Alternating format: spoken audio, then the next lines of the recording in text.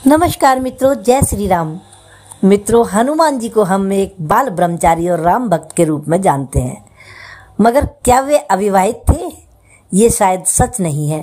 पौराणिक कथाओं के अनुसार उनकी 3 शादियां हुई, लेकिन तीनों की परिस्थितियां और काल बेहद ही रोचक था।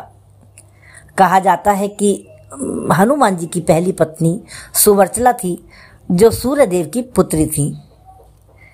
सूर्यदेव की पुत्री थी। पराशर संहिता में बजरंगबली की पत्नी और सुवर्चला के विवाह का उल्लेख मिलता है।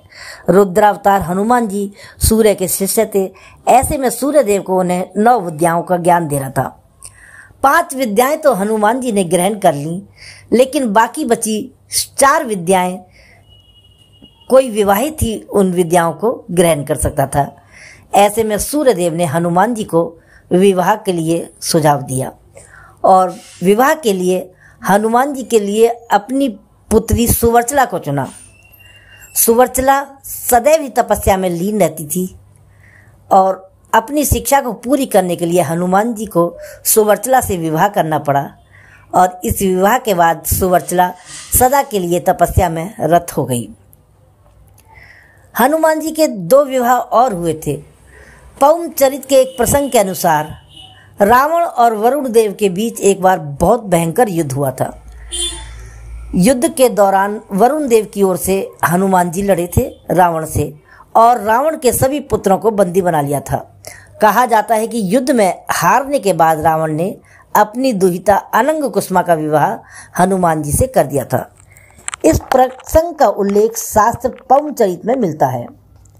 सीता हरण के संदर्भ में खरदूषण वध का समाचार लेकर राक्षस दूत हनुमान जी के सभा में जब पहुंचे तो अंतःपुर में शोक छा गया और अनंग कुसुमा ये समाचार सुनकर मूर्छित हो गई थी।